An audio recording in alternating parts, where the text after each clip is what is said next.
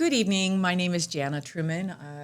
My husband Brian and I own SVN Accel Commercial Real Estate, Accel Exit Advisors, and Accel Commercial Property Management. We are so happy to have you to our Accelerate Learning Series. And tonight we have some really special guests. We love to promote charities for our investors, and we want to make sure that as we teach you how to invest in commercial real estate and to learn how to improve your standard of giving, your standard of living, the reason why we do that is to help you improve your standard of giving. So we help you create a life by design and give you access to people who are proof of concept, who have already done it, as well as some of our trusted vetted vendors. And then we also like to introduce you to people who are making a difference and an impact in the community. And tonight is no different. I'd like to start off with an introduction to Cheryl Blanchard. She is with the Tennessee Alzheimer's Association. No? Alzheimer's Tennessee. And we will give her if you want to come up here and have a seat. I'd love to explain the difference. Yes, please. Tell us all about you. So Alzheimer's Tennessee, and a lot of you have this little sheet on your seats there. But Alzheimer's Tennessee, we're a statewide nonprofit, and what that means is that everything we do has a direct impact on people who live in Tennessee that are faced with a diagnosis of Alzheimer's or related dementia. So all of our programs and services go right back in there. You're talking about investing. When you invest in a local community, when you invest in a local nonprofit, you know that all of your dollars are going right back into the community where you live, work, and serve. So that's the distinct difference, is that everything that we do is just in the state of Tennessee. I love that. Yeah. So there are about 120,000 Tennesseans living with a diagnosis of Alzheimer's, and then you add to that their families and their caregivers, and it has a significant impact here in our state. So we exist to provide a lot of programming to those families. We do support groups. I do one-on-one family consultations, family meetings. I'm meeting with a family of 6 tomorrow by Zoom because they're all over the country, but that way they can hear all the information at the same time. We have a big event coming up on Tuesday. That's our Caring and Coping workshop that we provide for family caregivers in the area. And when you sponsor our events and become a part of the work we do, that's one of the great events that you help to put on. So we bring experts in to share with these families, to educate them, equip them to go back out and do their caregiving with lots of new tips, tricks, and tools. We lead a lot of support groups, do a lot of community education. So if any of you are involved in any of the civic clubs or church programs that need speakers, need somebody to come in, always happy to come in and talk about Alzheimer's and its impact on our beautiful state of Tennessee, and then also highlight the programs and services that we provide to assist with that.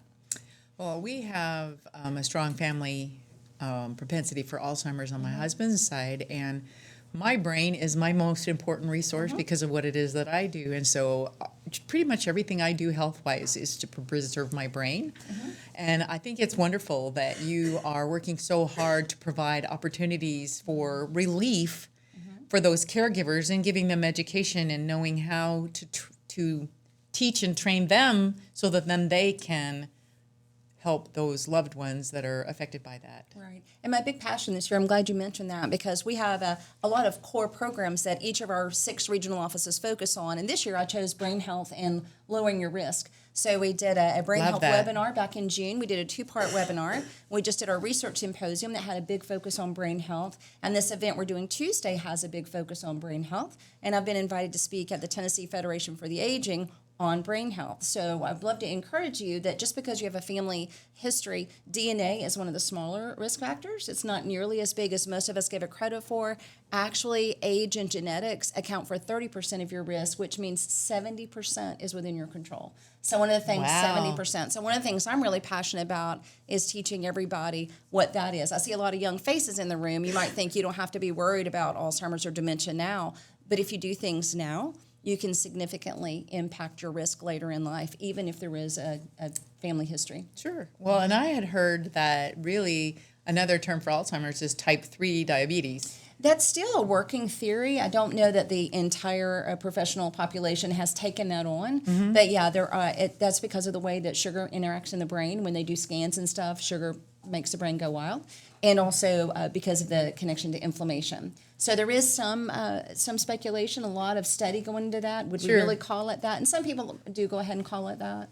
But gut health also, all those things. There's so many different, reasons for it, and maybe more than just one pathway. Absolutely. But Gut health was a big focus this last week in the research symposium. So, so a lot of stuff coming out about just the basic things you do every day that can have a huge impact on your risk. And like I said, when I hear 70% is within my control, I get pretty excited about that. Yeah. I don't have to live in fear when I've got 70% of things that I can control. So I love sharing that message. So if we wanted to get a hold of you and learn more, how would we do that? So on this sheet is all my contact information is at the bottom there.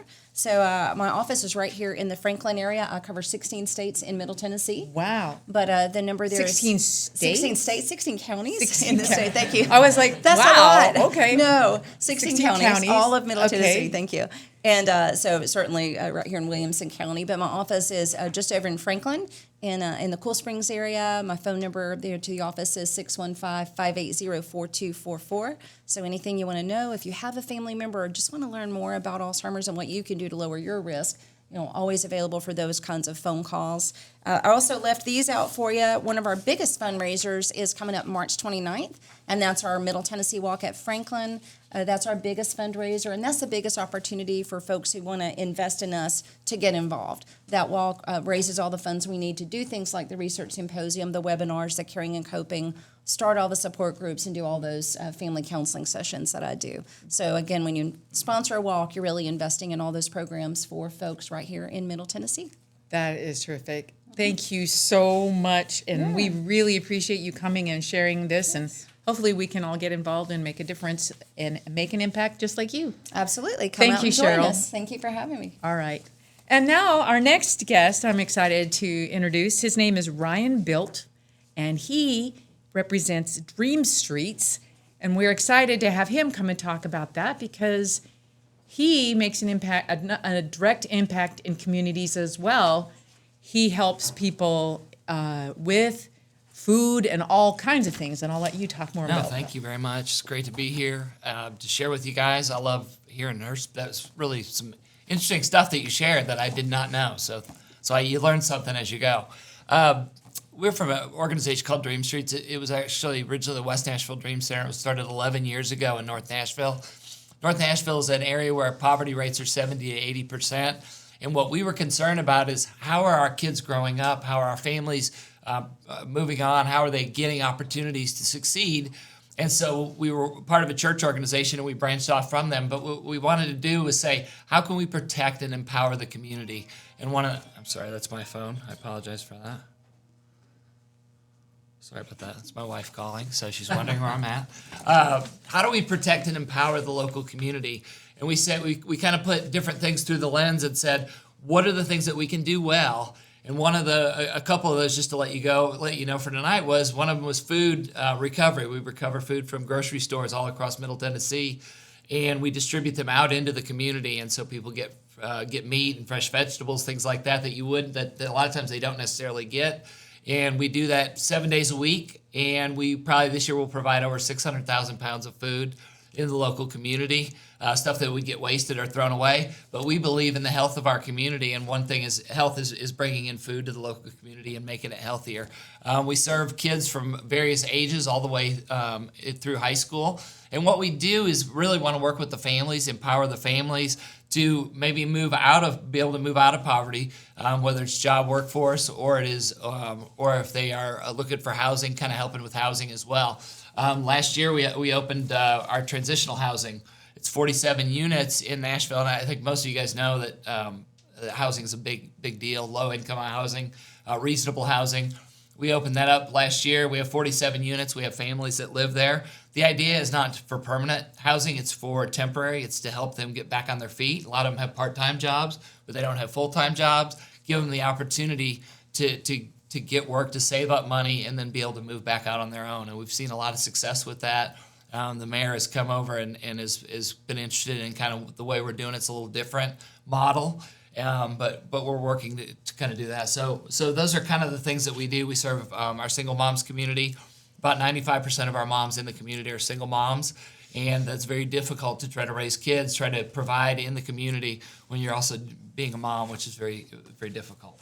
So how could we get involved to help from donations or volunteer? What is your primary need at the moment? Well, I will tell you from the people in this room. No, that's great. Our transitional housing, we have a corporate donor that helps us with our transitional housing, but it's a lot of it we lower the rent so that they can afford to get in there. And so one of the things that we need assistance is sponsoring our space and assisting financially with families that are coming through our program and helping them get on the other side, whether it's job readiness, whether it's housing. But that's a huge thing, is just to rent. To pay for one room for a year is about $10,000, and we assume a lot of that expense, but it's very pricey to do it. But we think it's worthwhile, and we're glad we're doing it.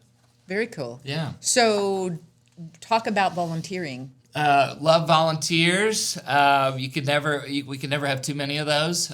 We serve, so we go into the community with food. We take our food truck out. We distribute. Food distribution's a huge one because we can always, you're meeting the neighbors, you're meeting the community, but you're also helping set up the tables, make sure that food is getting out. I run the job readiness program at Dream Streets. I always need volunteers to come out, leaders to speak, to share kind of their background and what they're doing and those things. That's very important as well. Very cool. Yeah. So how can we get a hold of you? So I put the numbers here at the bottom. I didn't have a card, but if you see that down there, you could also dreamstreetstn.com. It's a quick opportunity to check in. If it's something that kind of appeals to you, take a look at this handout, and if it's something that kind of grabs you, we would love to have you involved. I see a lot of young faces, and I love that. I think that that's what we have to always be cognizant of, is that young people are serving and leading as they're also investing and doing great things in the workforce. Well, we really appreciate you being here, and we celebrate that you're making an impact and changing lives, and that is what we aim to do as well. I love it. Thank you so much for Hey, coming. great to meet you. Nice Yeah, to thank meet you you. too. Janet, can I just say? Yes. So I attended your event that you held just not. Right? Yeah, recently. Yeah. And I loved the panel of people you had up there. Yeah, I was up there, From, so. yeah, you were there. The panel, there you go. From all the, from the young to Yeah. all of that. And one of the reasons why I really wanted you have and come and be a sponsor was because Yeah. of the transitional housing. Yes, Right? And- yes. And based on kind of what our speaker for tonight does too, it just seemed to be a I would encourage you to fit, listen but- to him. Yeah, Yeah. I'm sticking around. I ain't But, going anywhere. Monday night for but football no, doesn't start till was- 7, it so was- I think it we're was- good. It was very impressive with what you guys do in the community. Yeah, no, and I appreciate that. And if you guys, I'll stick around too if you have questions or just curious about it. Glad to answer any questions that you have, but I'm excited to hear from this guy. So great to see you. Thank you. Thank you very much. you. Well, folks, I'm so excited for our speaker tonight, but I am going to turn the time over to Kunal Patel, and I'm going to let him introduce himself and tell you what he does, and then also introduce our speaker, and go for it. Hi guys, my name is Kunal Patel. I'm with SVN Accel Commercial Real Estate. I am the multifamily and hospitality advisor. I've been here for, I think it's about to be 3 years now. And now we're in our new space, so welcome to you guys. And we've got Adam Rosenberg from AGB Real Estate. He's gonna be talking to us about motel to apartment conversions. And the pretty one up there is the one that we sold him about 4 or 5 months ago, and he's already got that one wrapped up, and I think he's ready to lease up, so we'll let him start talking about that. Thanks. But thanks for coming, man. Absolutely. Thank you for having me. So he actually put together a nice little slide deck, so he's going to make everything a little bit easier for me. But I'll let him give an overview of Adam and AGB Real Estate. Yeah, well, thank you everyone for taking the time on a Thursday to come out to Brentwood to listen to me speak.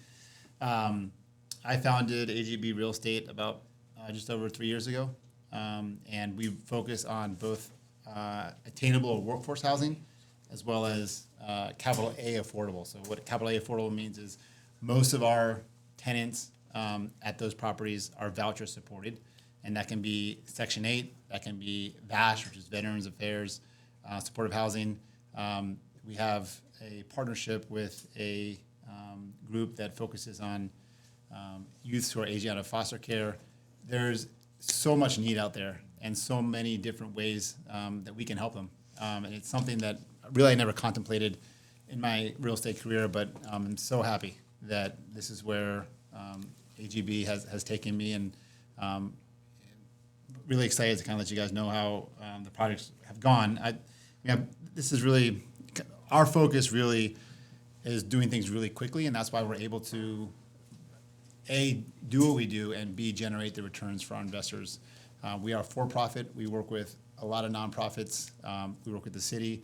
But what we found is that if we can run really quickly, there are solutions that are attainable, and we can bring them to market much quicker. So in the first motel to hotel conversion that we did in Hermitage, that was a workforce housing or attainable housing property. We did that. It was 108 units, and I'll show you some pictures here. 108 units, and we did that full conversion in just under a year, so about 11 months. And when I say conversion, you guys picture, I don't know when the last time you guys were in a motel, because I hadn't been in there for a while, but if you remember, you walk in, and essentially it's a bed, there's a TV typically, and like a dresser, and then there's a wall, and then behind that wall is a sink that's exposed, and then you go into the bathroom, and just it's a toilet and a shower or a tub. And so the sink is outside. And so what we go into the properties is kind of rip everything out of the units. We maintain the room count. Typically, we reclaimed 2 units in the one that we did together. But typically, if there's 108 units when we bought it, there'll be 108 units when we're finished with it. But we have to bring it up to code in the multifamily, so from hospitality to multifamily, whole new electrical system because of the appliances that we're adding, new plumbing because of the kitchen that we're adding, fire life safety. Typically, these assets were built pre the requirement to put sprinklers in each unit. So it's a heavy lift. And above that, we believe that building to our standards, meaning stainless steel appliances, granite countertops, really helps us to separate us from our competition, and also just is the right thing to do. So our key tenets are do things right, because that in itself creates dividends for not only our tenants but also for our investors, and do things very quickly. So I'll just I think there's one thing you touched on there. You talked about sprinklers and adding electrical. So just explain the difference. I guess a lot of people probably don't understand the difference in an extended stay hotel, converting one of those, like the one that we sold you, compared to the Hermitage property that you had to do the full reno. Yeah, sure. And we can make this interactive. So if you have a question, because who knows if you'll remember when, 10, 15 minutes from now, just please raise your hand, and whenever I'm done, I'll just call you. So let's make it interactive. It can be two-way. So as I described, the units for Hermitage and Wallace, which I'll show you guys pictures here, they don't have there's no kitchen in there. There's no kitchenette. There's nothing. So it's just the bed and the bathroom, and that's it. So when you're cooking and someone's living in there, the standards for safety go up considerably, certainly from when these were built in the 80s, 70s, 80s, 90s, and today. I mean, every development I do, I feel like they get more and more stringent on the fire life safety stuff. Yeah. And then what are the cost stipulations on the cost advantages, I guess you could say, to buying one that's already got the sprinkler systems, the breakers installed, the kitchenettes, compared to having to add all the electrical panels and plumbing and all of that? It's quite significant. Yeah. If you think about the labor and the materials, certainly for the electrical, it's extremely, extremely expensive to do that. Thankfully, we have a GC that minimizes that cost, but it's still extremely expensive. And one of the reasons we're so excited about what you brought to us was the fact that there were sprinklers. There was a sprinkler system in there, and there was a kitchenette that we were able to utilize for sure. Yep. Yeah, definitely want to touch base on that, because extended stays compared to motel conversions are definitely a big cost difference. And I think we played pretty close to the same price per door for Wallace compared to what you paid for Hometown. We're not too far off. Yeah. There's some positives and challenges with each. And we had a lot more exterior probably issues at Hometown, but Yeah. there's definitely a benefit there. I think Tommy's hand on that. Yeah, just a question for me. So I know that for most hotel to multifamily conversions, I think most people just said, If it's not an extended stay, I'm not gonna take it on. And so I'm kind of curious to know, like, I mean, what, you talked about a couple additional things that you would have to take to get it to be comparable to an extended stay conversion, but could you elaborate a little bit more on like, what else needs to be done other than, since there is no kitchen effectively and things like that? You have to have an architect that works in very small spaces, or is able to understand the implications of that, because you want to make it efficient. So our kitchens are the same; they're 8 feet run, so 96 inches. That includes a dishwasher. Here, let me just. So you got stainless steel appliances, a dishwasher, hot plate. The finish is really nice, a convection microwave oven, and then a real size fridge. The hometown studios now is called Greenview Apartments. Just so you, Awesome. we rebranded it. Some of the units are smaller, so it's a kitchenette. Largely looks the same. We were able to fit everything you see in there, but we had to reposition the refrigerator. But it really is, you have to do mechanical, so making sure that the venting is appropriate for the life that is going to go on in there, cooking and just living in general. It's not any one thing. It's the amalgamation of all of the things that you have to do in a thoughtful way. When someone walks in there, they're inspired. Certainly for the Hermitage Studios, that they want to spend the money to live there. Right now, we're 94% occupied at Hermitage Studios. Can you talk about, when at the very beginning you talked about working with, all the different systems, what kind of hoops did you have to go through in order to be able to learn all that stuff? I mean, was that like getting a college degree in government, or? So you're asking about the codes, the zoning? No, I'm Oh. talking about the programs that you're using where you accept vouchers versus all the. Yes, okay. All that, Yeah. that part is the part that I would feel very daunted by. I think the construction in of itself is challenging, but that's only one layer. Yeah, thank you for. Then you have all the layers of all the red tape and being able to be qualified to receive Yeah, and to interact with those entities that are gonna be sending the people to you. yeah. Thank you for asking that. So you have your first challenge, which is converting the asset. So Wallace Studios took us 8 months to do, and that was 132 units. So when I say we work really quickly, and I can't take credit for that. It's really my team and my GC who just is. We're now on 3 projects going on 4. So we're a lot of trust there, and just in his team and. I will say when we first met, he said his secret sauce was his GC. Yeah, he's great. And so first challenge is making it look like this, and all the codes and regulations you have to go through, inspections and all that stuff. The second challenge is the outreach to the tenants, so the affordable housing tenants, voucher tenants. And for that, I reached back to my childhood and to one of my good friends who I grew up with, who's been doing affordable housing for about 15 years in DC. And so after the success of Hermitage, and I learned about Mayor Cooper's $50 million housing initiative, I asked the councilwoman out in Hermitage to introduce me to, or like, what do they need? What is that $50 million for? And so she connected me with MDHA, and MDHA was like, do you know how much the FMR, the HUD FMR is for Davidson County? I was like, I don't even know what that means. Like, what is FMR and what is HUD? What does FMR stand for? Yeah, it's fair market rent, and every county in the country has a fair market rent that HUD designates for studios, 1s, 2s, 3s, 4s, all the bedroom types. And I was looking to charge around $1,000, $1,050 back then, and the HUD FMR for studios was $1,218. So I was like, okay, so I can pretty much get guaranteed rent from the government and earn about 20% more.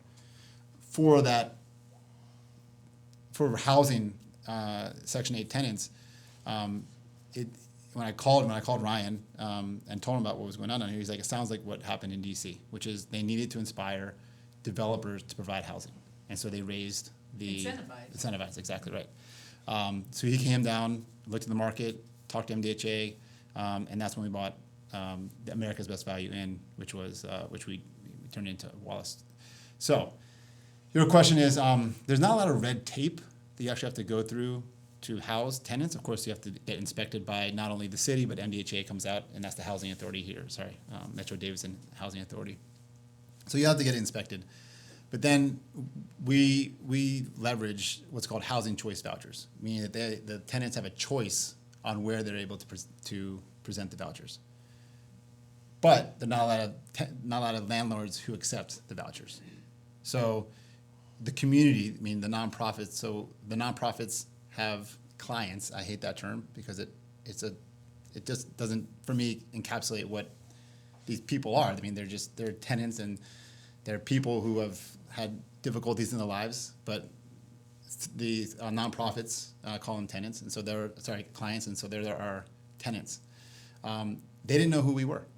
So when we rose our hand and said, we're about 2 months away from opening, we got like 16 applications in a city where there's 7,000 people on the voucher waiting list and over 600 people who have the vouchers and who are looking for places to redeem them.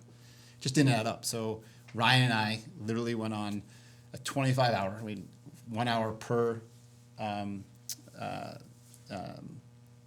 nonprofit, and introduced ourselves. And from that point on, they understood kind of like what we were providing, where our hearts were, and the level of care that we were providing. One of the things that I was when I read your little page here is that the wraparound services that very important, and the city is stretched very thin. So we've had to pour additional operating expenses. So we have two trained peer support individuals who are on site every day, and they help our tenants from everything from trying to get bus passes, navigate the food stamp applications. One thing for me is vocational training. So people now they're housed. So Nashville is a housing first city. So they want to get the people housed.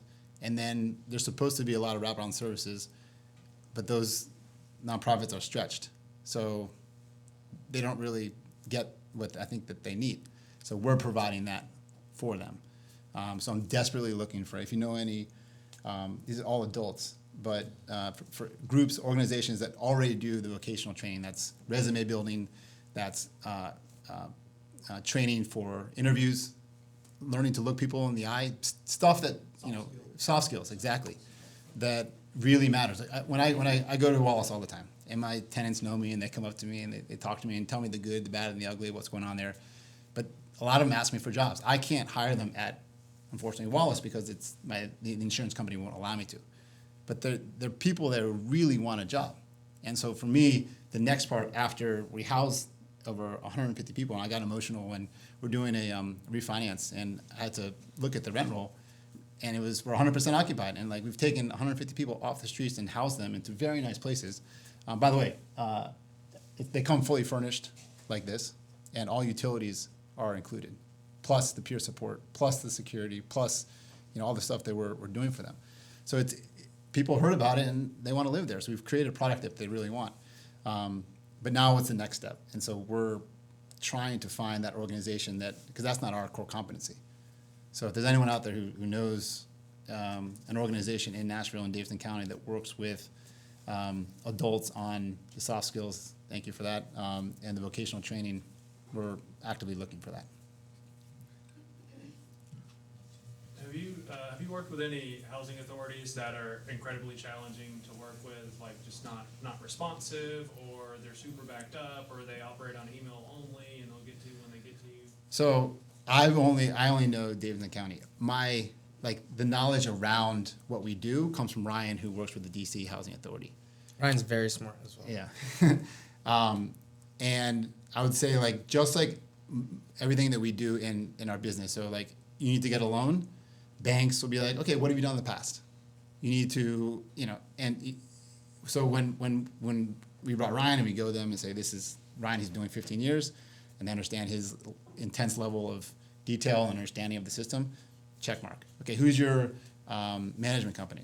Okay, management company, check. There are all these little things that to get the business plan done, whether it's through investors or debt providers, I've I have the know-how of how to convert motels. Ryan had never done that before, but he brought the institutional experience on Section 8 and other vouchers.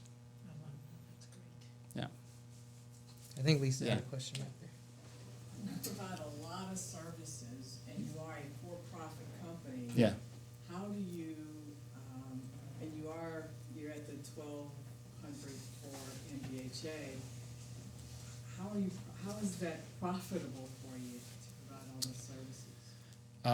Well, we're 100% occupied right now. And because of that, so we bought it August 1st. GC started August 2nd. We opened May 15th. We were fully occupied by end of August, and now we're refinancing into a Freddie Mac loan. So the typical time frame for investment is much longer, and so your cost of capital is much higher. So it really is speed and delivering a good product, and the team. I mean, the team that we've been able to assemble at Wallace is fantastic. I mean, the property manager is very, very dedicated, passionate, knows how to deal with the person. A lot of these individuals haven't had a home in a long time, let alone a home that is their own, and lived around 130 other people. And so the soft skills that you and most of us in this room probably got taught as a young adult or a child on, okay, I'm upset at you. I'm going to vent my frustration. I'm going to tell you that I don't like what you're doing, but I'm not going to yell. I'm not going to fight. And so those are challenges that we do on a daily basis. I think people get now what we're doing. Unfortunately, some people aren't ready for that. So we've had to deal with those situations. But we're compassionate about it, and we'll work with the service providers and the nonprofits on helping them get to a place that they can have more attention. But for AGB, it really is about buying right, delivering a good product, and then the management. And if you do that, we believe that you'll be able to, provide a good return for our investors. So where would you like to see AGB in 5 years and 10 years? Yeah. What would that look like? We are desperately looking for other opportunities in and around Davidson County. And then if you kind of zoom out to workforce in the southeast and mid-Atlantic. So Ryan's in DC, so anywhere around there, we're actually looking at a deal in Virginia Beach. This is for workforce.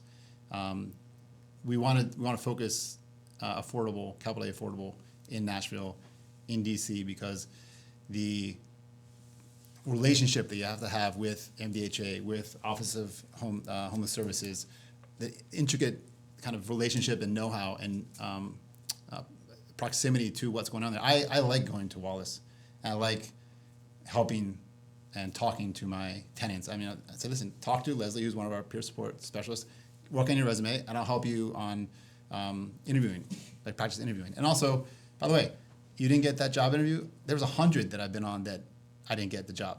And just understanding that, they get demoralized because they went to an interview and it didn't lead to a job. But we all deal with that. And so AGB is the definition of doing well by doing good. And I just wake up every morning ecstatic that we're able to provide this. And then in probably 3 weeks, we'll bring on Greenview, and we would have delivered 250 deeply affordable low-income housing units to Nashville in 12 months. So whenever you're taking on a project, let's just say that you've got a completely new project, blank canvas.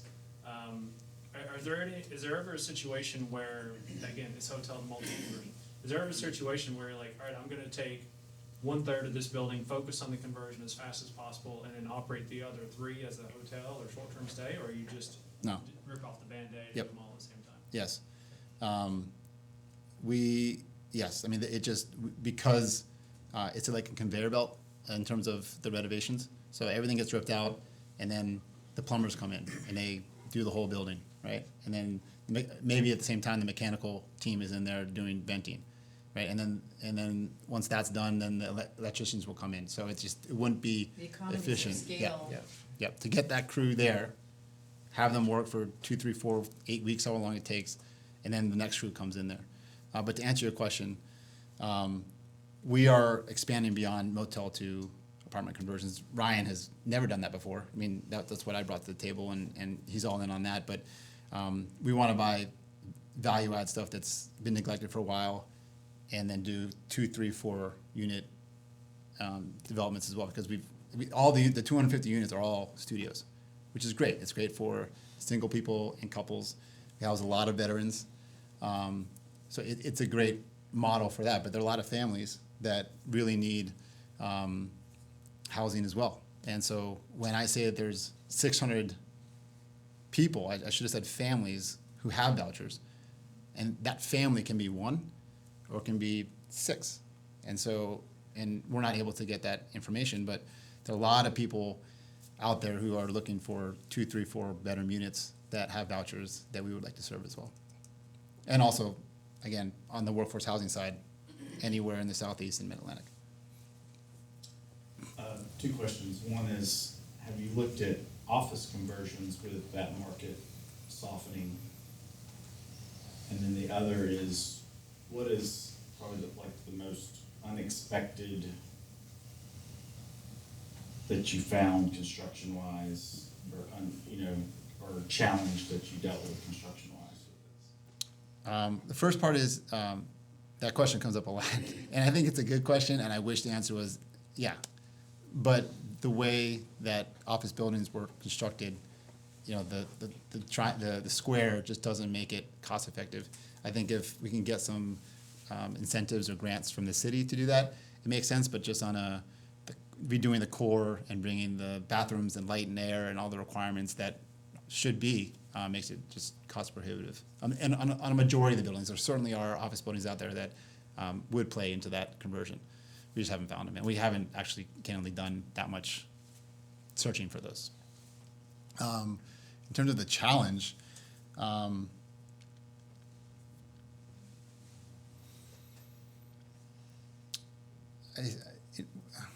can't think of which is one. It's like I got 10. It's a lot 10 of for you. it's a lot of them.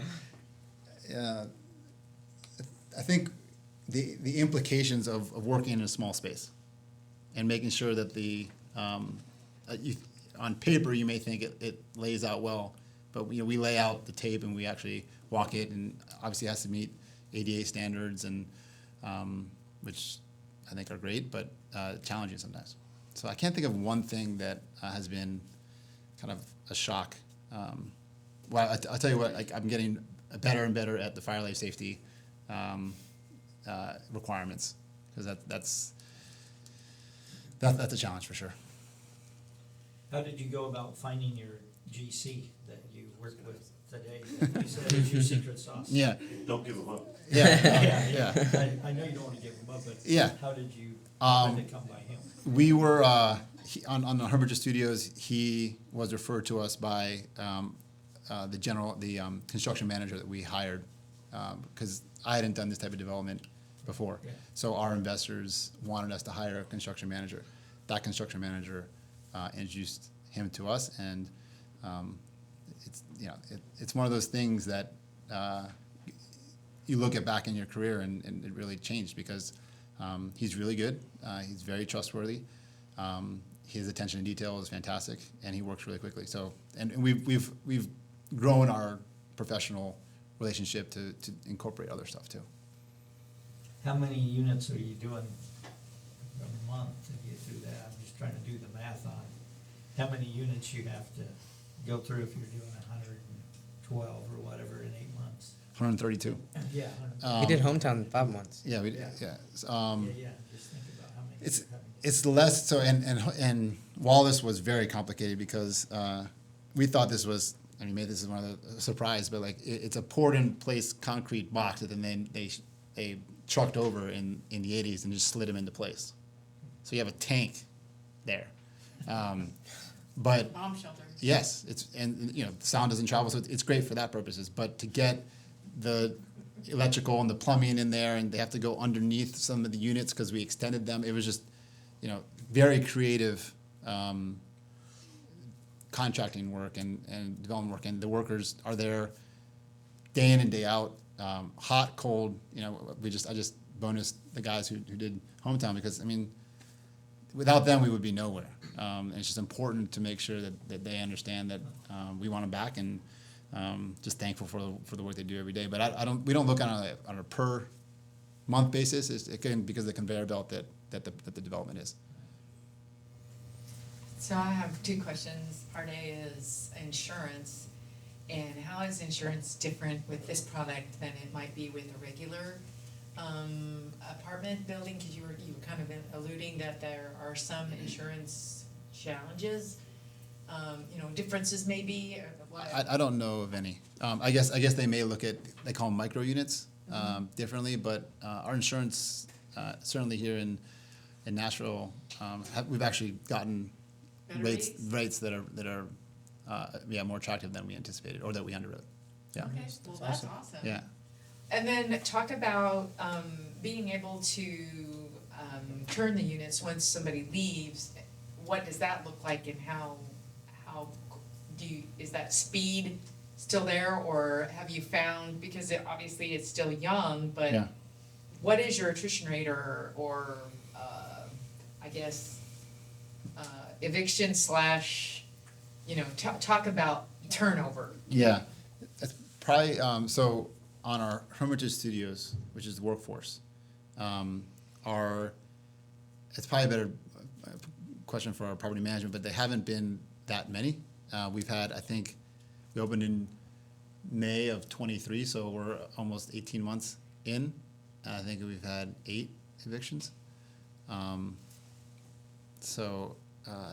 I think that's less than you would typically get for, and we're able to retain. We're at 94% right now, so I think we're able to retain people just because we're the proximity to downtown, the attainability of the price, and what you get. I mean, at Hermitage, there's a pool there, and it looks, it's a cool environment. Yeah, it looks pretty nice. Yeah. That's exciting. What are the tenant requirements? Do you have self-pay? We do have self-pay. The vouchers, we don't really look at their credit history or evictions for vouchers. I mean, we are, we worked with the Office of Homeless Services. We committed to them that we would be low barrier. And what that means is make it as easy as possible for people who are either coming out of homelessness or otherwise, the barriers for them to become tenants is much less. So we do accept, it's not I think it's a red zone, I think they call it, where sex offenders can live there. We find that those are some of our best tenants. It has to be a crime that they committed a long time ago.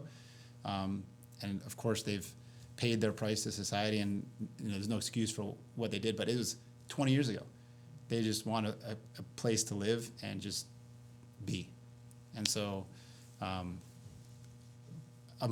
of our team actually at Wallace are females, and they will wash them to their car and make sure they get there, not because of anything safe, but just to make sure that they don't need anything along the way. They love all of our tenants, certainly. And the stuff on the crime, like we just move those as low as possible, and then we don't really look at evictions and credit history because the majority of the payments coming from the voucher. Well, that's what I was kind of alluding to with the insurance and crime, and the nature of the type of tenant that you have there. Is there any correlation, or do they tend, because it is so tough to get into that do they tend to be actually better behaved than in some cases because they know that it is a privilege to be able to be there? I would say the older tenants do act better, and typically those are the ones who have a history, and they're just looking for a place to live. The younger, it could be 20, 30, 40-year-olds. It's really just a case-by-case basis. Some of them are great and are very, you wouldn't, no different than any other development, and some are very challenged, and there's certainly addiction issues and mental health issues, and you magnify that times a whole community. So again, it's thankful for my team because they're in, day out, dealing with the challenges that come along with housing people who have history of homelessness or mental health. Saintly property managers, it sounds like. Yes. Yes, absolutely.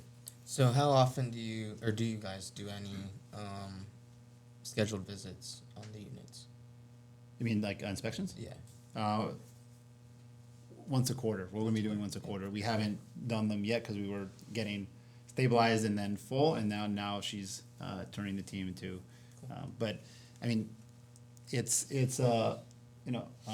exterior corridor, so you know what's going on, Right. and the maintenance again. My maintenance guy at Wallace is one of the most organized people I've ever met. I mean, everything is written down. Per day basis, he puts it in a file. It's incredible, and he's very, very handy with hands. So again, thankful. He's actually the guy who was at Hometown. Oh, really? Yeah, I brought him over from there. That's when I met him. He was a nice guy. And he knows what's going on. He knows all the characters and the people that aren't supposed to be there, and yeah, he's the only male. I forgot about him, but he's a very important part of the team. Do you have any trouble with homeless people trying to come there, or? I mean, No. I mean, no one just kind of like tries to squat. That's what I was referring. No. It's I mean, we run a tight ship. So So, question on, when you started, 3 years ago, and you thought, hey, I'm gonna move into this, hotel conversion. And knowing that, it's gonna be vouchers and, it's kind of the mindset of, oh, that's probably gonna be a lower, pay amount, or the tenant's gonna be paying, less, all that. How difficult was it then to go and raise capital? for your investment? So I didn't like affordable like converting motels to apartments for affordable housing didn't come until after the first conversion. Oh, okay. And then to raise money for Wallace, because my experience doing the first one, the general contractor being the same on that one, and Ryan's vast experience in it, plus the data that we were able to show investors on 6,000 people on a closed waiting list and 600 people with a voucher who are trying to find a place to live, and the rate that we're getting, it was, we were able to raise money. Yeah. Okay. Yeah. You still have to dial for dollars and explain it, a million times and go through the pro forma. It's all the same thing, but Yeah. we were able to do it. And we acquired Wallace right around SVB collapse. So we went out to 60 banks to find, and no one would do it. And thankfully, Ryan had a relationship with a bank out of DC who he's done 40 loans with, and they followed him down to Nashville because of the trust that he's built up with them. So, yeah, it was now, we were able to get multiple offers from lenders on the deals. There's a different time period. Was he doing the same thing in DC? No. He was doing He would buy, houses or brownstones or apartment buildings. Yeah, I think in DC it's a little bit different. It's more like brownstones. It's like 4 or 5 unit type things, right? Well, he has Similar. 4, 10, 16, 25, 40. They're scattered though. Yeah. Yeah. It's kind of like the more scattered site Yeah. in one place. Guess I was gonna ask, conversions for affordable housing, are there more opportunities for you out there? Is it flush, or is it kind of hard for you to pick those, or is that your preference? Or? So I think we're going to take a pause just for a few months because we brought 250 units online. Of course, we're 100% occupied at Wallace, so that gives us confidence. We're confident that we'll get Greenview leased up just as quickly. But we want to see what else is out there for the larger bedroom counts for families. The challenge right now is the community that typically owns the motels are very insular and connected. So the price per door that they might expect for a property that is different than the one we bought can be challenging. So the pricing expectations haven't come down based on reality or what is going on in the market now, cost of capital, all these different things. So finding opportunities has become more challenging, and we get reached out to all the time, and are unable to make the numbers work because of the price per unit that a seller wants. Do hotels typically sell like as a business, or is it just the real estate that you're buying? Like, are they expecting typically different? I just don't know hotel sales. It does. It goes based off of revenue, multiple. But Adam didn't buy it as a business. He had a model already. I don't even know if Yeah, so like when we buy a hotel, part of the purchase and sale contract says has to come deflagged, has to come vacant, and they have to remove all signage and stuff like that on there. Yeah. But we're paying more than they would be able to get as a hotel. Yeah, and that's the big difference is the price per door that Adam can pay compared to the multiple. It's usually 3 or 4 times revenue, which a lot of these hotels are not going to make. I think like Wallace Studios was close to 10 million, which he probably would have to make 3 million a year, which I know he wasn't making to get close to that. So Yeah. And we added a few more units to Wallace too. What other markets do you picture? Like, I know you said Virginia Beach and that, but like in the South, like Chattanooga or For affordable, road, yeah. affordable or workforce. both, I guess? Okay, so for workforce, we're looking anywhere that has a significant discrepancy between attainability, so how much people are able to spend for their monthly housing, and the availability of that. So Nashville, in 2022, obviously we're in a different zone right now, but the amount of apartments in Nashville is a lot, right? So but they're mainly Class A. So we're still able to get a pretty decent monthly lease rate because of we're not having not bumping up against the Class A yet. That may happen, where there's 3 or 4 months of concessions that they're giving, but we haven't seen that now, and we're pretty much at the end of our leasing cycle because now we're getting into fall and winter, and I think we have 1 or 2 leases a month that are coming up. But so I'd love to find something in Austin. We were looking at something in Columbus, Ohio. It was a broken deal, but the seller just, I think we couldn't get there with him. It was a difficult seller. Orlando. We were looking at another deal in Pensacola, outside of Atlanta. So really, I like to say anywhere with like an NFL team or a sports team indicates that there's growth there from multiple different capacities. The NHL, the MLS, the NBA, NFL, they know where the path of growth is. So if there's 1 or more professional teams there, it's probably a city that we want to be in. Fly direct in Southwest. Oh, that's interesting. 100%, yeah. So we kind of piggyback on the. that's actually one of the first things he said to me whenever he told me his criteria it has to have a solid sports team. Yeah. Have you talked to Amazon at all in their big? We actually just applied for their housing fund. From what we understand, they're actually looking for, which is one of the reasons, more kind of not voucher based. They're looking for housing that they can say that they put their workers up into. So And those are 99-year terms. You may want to talk about your. Yeah, talk about your. Yeah, so I'm in the Red Academy, which is sponsored by the Amazon Housing Fund. It's a 20-month program that focuses on affordable housing. I don't think I even told you about it. That focuses on affordable housing. There's 12 people in the program, but it's focused on BIPOC population. So Amazon's pretty much putting us through this training, connecting us with all the individuals in the community, lenders, financial partners, councilmen, contractors, civil engineers, architects, everyone you can name, over the 20 months. And then we have a class every first and second Wednesday of every month from 5 to 8:30. And then now networking events, and then a bunch of conferences that they pay for us to go. So the ULI National Conference is the end of this month that Amazon's paying for me to go to. And we're one of the first people that will get that funding that he's talking about to create more affordable housing in Nashville. So, but that term is 99 years, and it's at a very, very low rate. So that's kind of why Amazon's push is to create more affordable housing, and that's why that term is 99 years. So there's a long longevity in it. You can't 30 years from now you can't say you want to switch it back to market rate. But it's a great program, and there's a lot of opportunity there. So You have to apply to be part of that. Right. Be recommended. Right. Which you did, so. yeah, and there's an interview process, but I Nice. think over 100 people applied to that.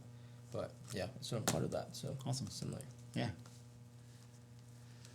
Any more questions, or we can keep going through this and show you guys more pictures? I got a couple more, if that's all right. Let me Go just show ahead. you, so this is but this is befores.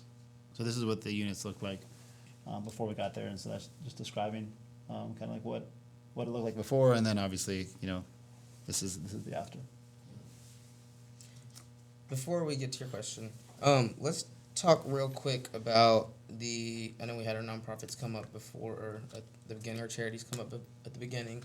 But Adam, when he started Wallace Studios, there was a huge initiative that he had started, or I had seen him send out on LinkedIn, or I don't really know where it was, but he had blasted out that he was wanting local charities, local businesses, local entrepreneurs to kind of help this cause, to donate utensils or towels or whatever it may be. Yeah. So Yeah, thank you for talk a remembering little that. bit Yeah, about so we do, like I said, we do provide fully furnished. So bed, mattress, coffee table, couches, dining room table. But we don't provide the sheets, the pillows, the blankets, the cups, the glasses, the silverware, all those things that you or I just go to Amazon or Target and just buy. And so another goal of mine is to really connect with the Nashville community so they can feel like they made a difference in someone's life. Because I mean, again, we just take these things for granted. I just started sending. This is recently because I just learned about it. But a lot of our tenants have trouble purchasing personal care items. So toilet paper. So I just send 160 rolls every 2 weeks for them to come in and borrow it and use it or take it from the office. There was a woman who my staff noticed was wearing the same thing every day, and she didn't have underwear or feminine products. So just said, just go to Walmart and just buy her stuff, because it's just the stories that you hear and the need, and both on the you say aging out of foster care, those some of the most heartbreaking stories too. The challenges that a lot of our tenants face. Just because they have housing doesn't mean that they have means that their life is golden now. So one of the initiatives that when I have time is to, and I'm trying to do this, I'm actually gearing up to do this, I've started on Greenview, is seeing if there's organizations out there that want to donate either the money or the products for it, because we can go out there and we can buy, the plungers and the towels and all those different things. I had a question on the funding, and so I guess there can be a loan for the property, there can be a loan for the construction. I'm curious, because y'all move really fast, do y'all have a construction loan for the CapEx, or is that just from capital raise? Acquisition construction is one, and then that takes us through stabilization, and then we get a loan, we refinance out the construction. So you still have to, even though you're incredibly fast, you still have to deal with the lender draw process and all the red tape. Oh, yeah, I mean, we're still doing. So you could be faster, is what I'm hearing. Honestly, like the lenders that we've had, I would say, on varying degrees, it's frustrating and now I front my GC, because that trust is there, and I know that like he's outlaying capital for a certain amount of time, and then like it's just like I know he's done the work, so I'll front that, and then something the bank will refund him, and then he'll send me the money. So it's just because he shouldn't be stressed out because our bank is taking too long. The lender we have right now, they're really fast. But we waited a long time. I mean, I think we only did 3 draws on this one because he just went really quickly, and just wanted to make sure that he was taken care of. Gotcha, that makes sense. But I wouldn't suggest that with every GC. Yeah. Yeah, no doubt, yeah. I guess another question, you talked about your property management. It sounds like they're super flexible, like they're an all-star. I mean, do you feel comfortable saying what companies you've used and which ones you'll never use again, or? Yeah, so we use volunteer properties on Hermitage Studios, and they actually came in for a company that will remain nameless. When we opened in May of 23, the national market was awesome. Like people were still, I mean, post-COVID, people were still like able to get 10, 12, 15% rent bumps. It was May, like weather was great, and the company that we hired just was not doing what they needed to do. I remember I had like a tenant social, I just wanted to like welcome people, and this guy who had come down, so we have a couple of like shorter term, like 3 month, because we do fully furnished there too, and people who move to Nashville need a place to crash, figure out kind of where they want to live, and then move on. So we have a few like 6 months, and he's like, yeah, I called like 20 times, and I had to like chase her down, and like I got here and she wasn't here, and I was like, oh my god, like, and that was after I had replaced him, so I was just like, where could we have been if we had a responsible property manager? And so Volunteer Properties came in really September, and then got us leased up by January, in much tougher months, and it was great. And then on the affordable side, it's Elmington. Yeah. That's exciting. Mm-hmm. If you had to do it all over again from scratch, what would you do differently this time around? We're getting much smarter on the grants and incentives for the affordable housing side. It's not something that we really even considered. So understanding what incentives are out there for different populations. There's incentives or grants for the elderly or the aging, and they're trying to really put a focus on that as, so we're looking into that and understanding kind of the process, and yeah, so I would say, like, because I feel like we've learned through trial and error on the property management side. Like I'm very, very, and Ryan is too, very involved on the property management side. Elmington is the name, but we are extremely involved in the process. I mean, yeah, I give a ton of examples, but so I think we got that locked in. We're promoting from within our team to oversee the portfolio, which is now 2 properties in Nashville, and we want to continue it to grow. So I think if I were to do it differently, I would start getting smarter and learn more about the incentives and grant programs sooner. Do you do anything with opportunity zones, or is that? No, I mean, we haven't. It's not something that we look for. It's not something that we like avoid. It's just the properties that we've bought just haven't been in them.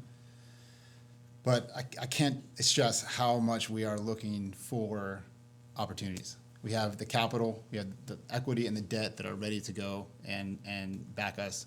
It's really just about finding deals that are priced appropriately. If they're priced effectively and appropriately, we'll do it. We would love, it's a 5-year program. Question, I would love to have 10,000 doors in the next 5 years. I think it's attainable for us. We just need good deals. He's looking at me. Y'all see that? I'm gonna keep looking that way. No, I'm just kidding. We're working on it. Yeah. A question in regards to, I guess the lease-up process, right? You've got a completely vacant building. How are the interactions from the property management side? Because it's obviously more work for them to lease up a completely empty building. Do they charge like development fees or some other, I guess? Yeah, there's a minimum fee that they'll charge for like the mobilization of everything? Mobilization and for like a minimum property management fee. Sure. Yeah. Gotcha. I've been quoted like development fees for like a completely vacant building, and I guess like the term strikes me as inappropriate because it's not new construction, but in a way it kind of is. But yeah, I guess you're used to experiencing kind of like a bigger check up front, and then there's the PM fees and everything else in the PMA. A bigger check from what capacity? Just like that development service or development fee. I wonder if there, I mean, I agree with you, it's not a right term, but I don't know if it's development of the program to get you set up. I don't know if that's what they're talking about. I mean, you're doing the development, so they shouldn't earn a fee Right. for that, so. There's some part of it that seems odd, and so I was curious to know what your experience was. Yeah, so I don't think it's fair. I mean, they're providing some service for a period in which like you don't have anyone there, so a fair fee. It can't be like 90% occupied fee of what it would be, but I think a fair fee for their time in their back office. There's a lot of work to be done when you're leasing up, the processes and the paperwork and making sure everything rents are collected, and so that's what a property management company does. So I think it's fair to have a small upfront kind of base fee for that. Any other questions? Cool. You got more? I think you got more pictures, right? I mean, Let's go to the hometown. I mean, I don't have. I mean, Oh, look at that guy. That's all he's got right now. But I think he posted a video on Instagram. I think last week. Yeah, I have pictures. I just That's haven't updated really, really this. good. Yeah. But this is a pretty property that we sold in about 5 months ago. Yeah. He's got that thing turned around. Murfreesboro Pike. Yeah, Murfreesboro and Riley. Looks much different. Well, that's This is whenever we sold it. that's when they probably bought it. Yeah.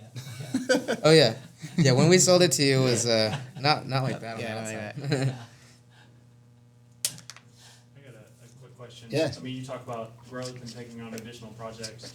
Like, where do you see yourself needing help for growth? I mean, is it more people on the construction side? Is it more people operationally? Finding deals. That's one. Acquisitions, I guess? Yeah, acquisitions or like bird dogging, and then on the operations side. I mean, right now, the construction side is figured out, and he can flex with us. But I'm running all around town. I had a couple of meetings today with homeless advocates to again develop the vocational and other programs, because we're just not set up for that. We can't do everything as much as we're trying to do, and we're kind of scotch taping it together. Other people who have experience can do it much better than us. So this is not something that we anticipated.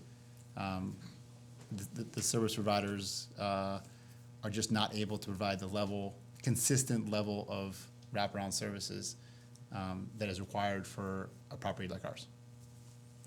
What about community support from city council people and other community members for these types of products in their council districts? What have you experienced with that?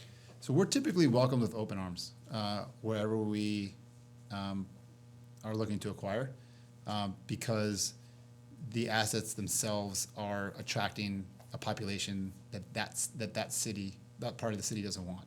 So Hermitage, there was sex work going on. We found thousands of needles, literally thousands of needles, during the demo time. One thing I forgot to mention is because we're renovating, we can do about 65% of what we need to do on a demo permit. So that's another way that we're able to truncate the time. We don't have to wait for, even though I think codes have gotten a lot better, and certainly there's an affordability letter that we can get that puts any affordable housing project to the top of the list. I think Codes Metro Codes has really been a great partner in this.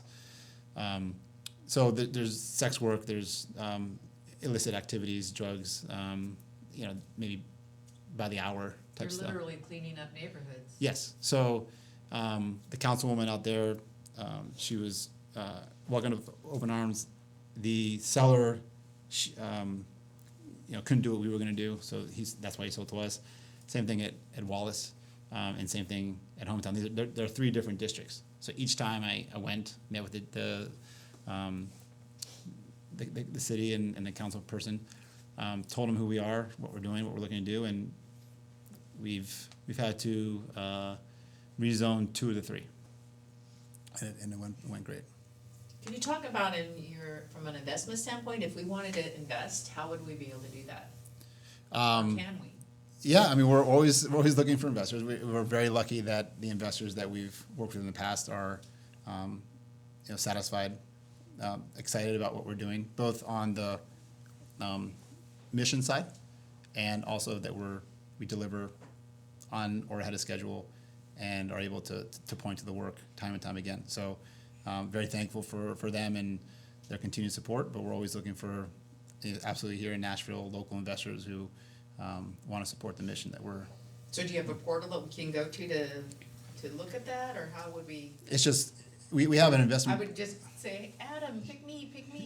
Well, I mean, I wouldn't say like we're like, oh, you know, like it's getting into a exclusive I will club. let you Yeah. invest. You know, Right. you don't get any of that. Exactly. We have an investment portal that we use for communications for both accepting money and securely and disseminating quarterly reports.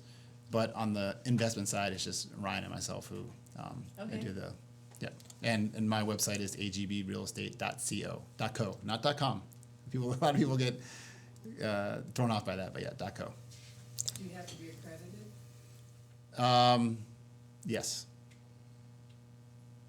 I think we got like 8 more minutes, right? Let's talk a little bit about nonprofits and how you're partnering with nonprofits now.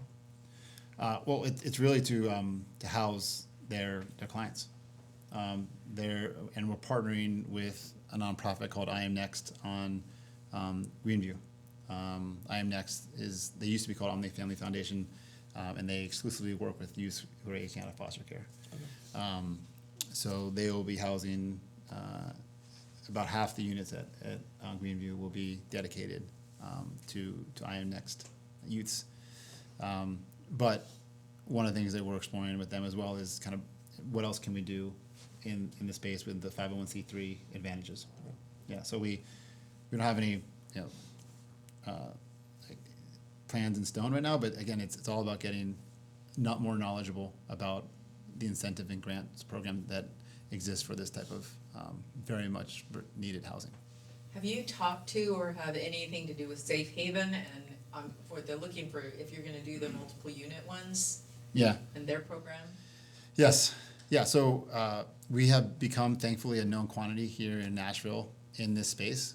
So we get either introduced or run into them at events, not just Safe Haven, but other. Similar types? Yeah. Mending Hearts, Salvation Army. I mean, there's, like I said, 25 different ones that we work with. And each one of them have a focus. VA. VA have a lot of veterans who need housing, yeah, and care, yeah. Have you talked to DIDD at all? I don't know what that is. Developmental Disabilities Department. Because I used to work kind of with them, and they place a lot of people, and they have a waiver. I think it's pretty generous. That might make sense for you to talk to. Like people are pretty independent that want to live on their own. What does it stand for? DID, it's Department of Intellectual Disabilities. Okay. Yeah, All right. I'll introduce you. Yeah, I mean, we would love to talk with anyone who, and also we can, custom develop. So for whether it be, there's a lot of need for treatment out there, addiction treatment. And so the solution that, the more you get involved in this world, the more, as entrepreneurs, you see, well, if we just did this, that, and this, it'd be a fantastic solution. It's just about getting it funded and supported publicly, because we can't do it all as a private for-profit. It just wouldn't work. So having the county, the city, the state, the federal government be partners. I mean, what we're doing here, really no one had done before. And we had no idea what to expect, and it's been a resounding success. We did it very quickly. We housed a lot of people. Now we need the support services around us to help buttress, the community. So a term for what you do is called social entrepreneurship. And that's when you actually make money solving problems, in the social realm. I think that's pretty impressive. I just think, so another example would be Thistle Farms, where they Thistle go Farms, in yeah. and they create jobs and they give the means for people to lift themselves up but they are a for-profit, and it is, to help make money that then gets to be poured back into the community. I think that's Yeah. essentially what you're doing as well. Yeah, we are, and there's no qualms about it. We are for profit, but we are investing a significant amount into the community for all the stuff that we talked about. And I mean, like the Wallace community, but that is helping the larger community as well. Yeah, Absolutely. yeah. Thank you, guys. Well, I think we got 3 more minutes. I got one more question. Yeah, sure. In terms of on-site staff, how many people do you tend to have on-site at these properties? Well, at Hermitage Studios, we have one leasing consultant Okay. and a maintenance person, so 2 people there. 2 people. At Wallace and at Hometown, we have a property manager, leasing consultant, 2 trained and certified peer support, actually 3, because 2 during the day, 1 at night. So that's 3, and then a overnight security guard and a maintenance, so 7. It's a lot of overhead that we have. But again, the success that we have now is because we're tending to the garden. We're investing in it and making sure that the people there feel safe, feel heard. So we do we sponsor a monthly dinner, community dinner once a month, and I go there and pizza or Subway or burgers, whatever, and we listen. And a lot of times you can't comply with the requests just for safety reasons or for whatever reasons, but sometimes there are ideas that come out of the community that are great, like a Bible study. Absolutely, we'll support that. And people come to me again looking for jobs, and that's how I learn about what is needed within the community itself. That's awesome. Yeah, one more. So when it comes to like a project like this one, how many investors usually are involved? Something like that. It's getting smaller because the checks are getting bigger. I think on Wallace, in Wallace and Hometown, I think we had about 12 to 15, I think. That's cool. Yeah. Any last questions before we wrap up? That's it. Thank you. This was a lot of great questions. So thank you very much for being interactive and participating with me. And please reach out to me if you guys want to in the future, ask me any questions or any ways that we can collaborate.